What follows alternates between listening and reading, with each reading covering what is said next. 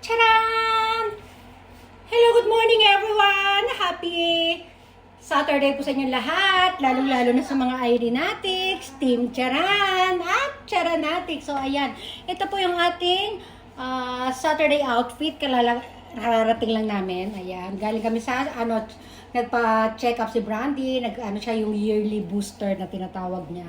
Tapos, ayan, nag-grocery na rin kami ni Kane. At ito, yung ating pinamili. Ayan. Bumili ako ng cabbage, sibuyas, bawang. Bumili na rin ako ng manok. Bumili na rin ako ng karne na pang tusino kasi meron akong tusino mix dyan. Bumili din ako ng okra.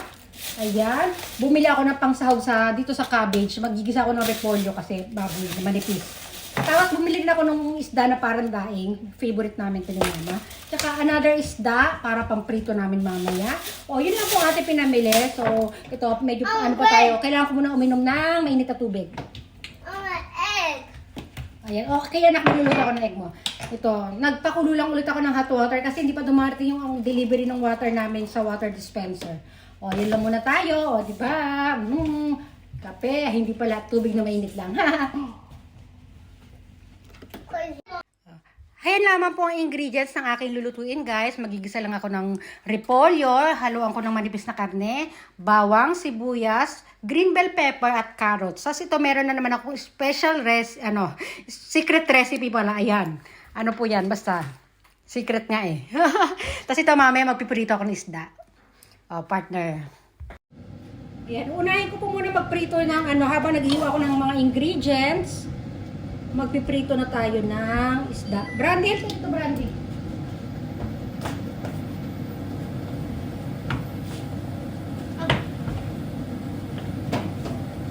Ayan, gagamitin ko syempre yung gamit ng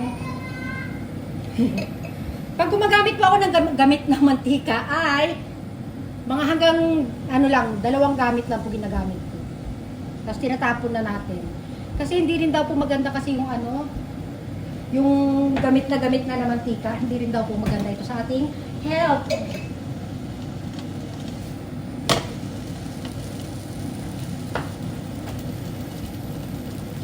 Hindi ako yung ating takip. Ay, may binili akong bagong takip. Wait lang, kukunin ko. O, ayan guys. O, binili ko to kahapon. Ang ganda. Saktuhan siya dito. Uha! Kasi wala siyang kasukat na takip eh. Yung pinili namin, wala siyang kasamang takip. Diba? Hugasan muna natin. Yan. Kumuha na tayo ng tong. So, ito yung isda na ating piprituhin. Wow, masyadong maano siya.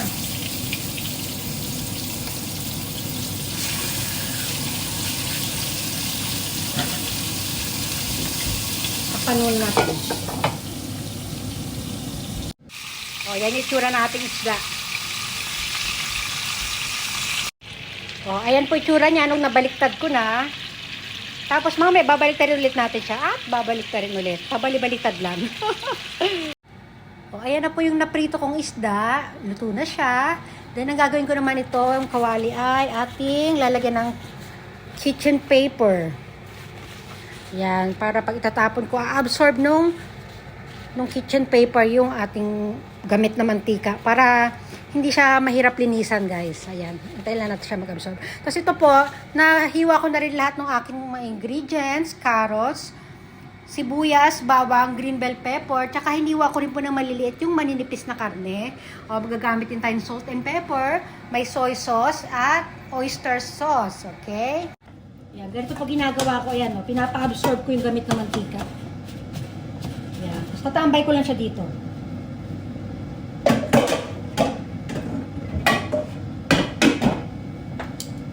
Palit na tayo ng mantika. Ito na ating gagamitin na mantika. Kawali. Different kawali po tayo dahil iba naman yung lulutuin natin. Ayan. I-on. Ito nga pala yung ating hiniwa-hiwa ng repolyo. Mag-start na tayo.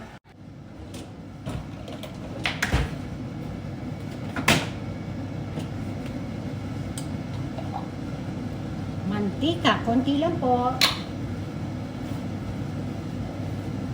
Ito Ito, gamit na rin po itong mantika na to. Sa beses lang nagamit ito, nagprito ng manok. Yan, gamitin ko ngayon dyan. Unahin natin ang sibuyas. Kagaya na lagi kong una, sibuyas pa rin. Yan.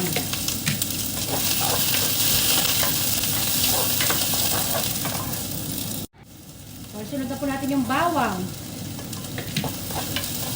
Kasunod ng bawang yung karne. Karne, carrots, cabbage, tapos panghuli po sa ingredients natin yung ating green bell pepper, ha? Tapos yung ano na tayo, timpla-timpla na po tayo ng ating ng ating mga lasa-lasa para magkalasa. Nagiging at soy sauce, oyster sauce, saka yung aking secret recipe at salt and pepper. Ay, dahil yung aking... Yung tasa ko, hindi ko pa pala na-flex, oh, di ba? Oh. Hindi ko pa naipakita sa inyo. Yan yung aking tasa, kakolor ng ating damit, di ba? At may hikaw din akong green. Ayan, may green. Oh, beige and green. Ayan na, sunod na natin karne. Ayan.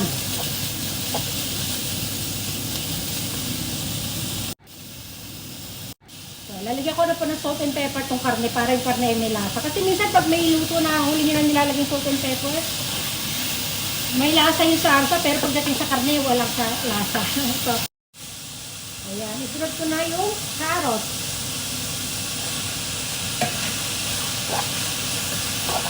Dumadami na yung usok.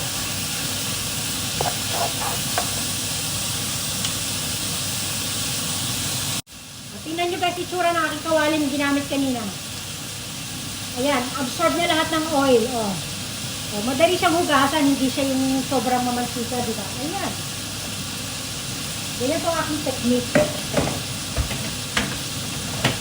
Kasi ayoko yung sponge, di ba? Napupuno ng mantika pagka yung ginano natin, dinirekta natin na ganun.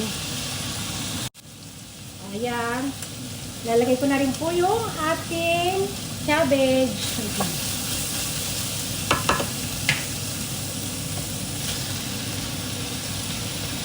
Ang dami. Apaw-apaw na naman siya guys, oh. Wow. Nagkamali ako ng kawaling gamit. Di bale, ang cabbage naman guys, pag umaano yan eh. Para siyang nawawala ng ng tawag dito. Lumiliit siya, di ba? Yung cabbage. Yan, hintayin natin siya. Tatakpan ko lang muna to guys.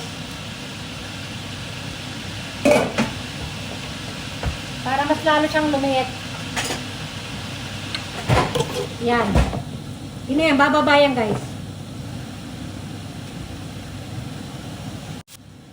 Siya nga po pala, kaya hindi ko muna siya hinahalo mula nung paglalagay ko. Kasi yung mga carrots nasa ilalim, di ba? Medyo pinapalambot ko pa yung carrots sa baba. Sa ilalim lang siya. Tapos maya konti, pag medyo bumaba na siya, yan, saka na natin hahaluin. Woo! Mag-flex muna tayo, dali. Dali ha? O, ating tasa. Lalapit. Lalayo. O, stomach in. Chest out.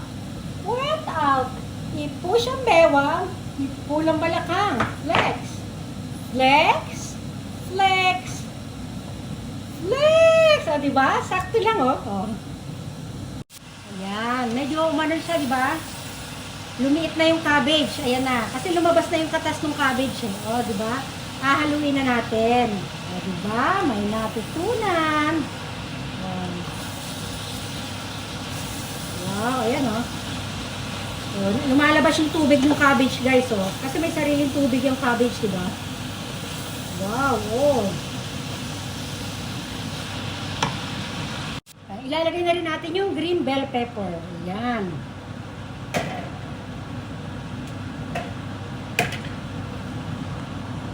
Ayan, yung green bell pepper, sinapaw ko lang po sa ibabaw kasi gusto ko medyo crunchy-crunchy siya pag... Ilalagay na po natin yung ating sarsa. Itong aking secret recipe na to guys. Galing po ito sa, may nabili, dito po kasi pag bumibili kami ng bihon, yung bihon meron siyang kasaling kasamang sarsa ito. Kaya lang, siya para siyang Chinese style.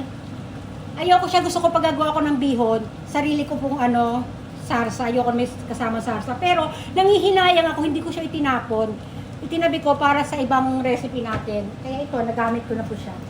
Ano siya, masarap. Yan, halu-haluin. O, diba? O, lagay tayo ng konting oyster sauce. Konti lang. Oh, okay. Tapos, konting toyo. Konting-konti lang po. Kasi meron ng ano yan eh. Konti lang. Yan. Para magkaroon lang ng konting, maiba yung lasa. Maglaban-laban yung lasa. Hindi, pero masarap po. Ano ko na to, subok ko na po ito, na ano ko na to. Tried and tested ko na po itong recipe ginagawa ko. Wow, ayan, papakita ko sa inyo ha. Alam niyo, masarap din ito guys kung may kamatis, kaya lang hindi ako nakabili kasi ng kamatis, oh, di ba? Pakita ko sa inyo. Oh, ayan na siya guys, oh. Oh. Wow, parang chop suey lang, di ba? Oh, sarap niyan. Kapartner ng ating fish, fried fish. Oh, ayan guys, luto na siya guys. Ito, ready to magsiserve na ako sa taas. Sabay kami kakain ni Mama. Mahugas muna ako ng plato dito. Tapos, akit na tayo ha. O sige, di bali. O, tapusin na natin to dito. O, bye everyone! Ubusin na natin to. Happy Saturday lunch. Kain na po tayo.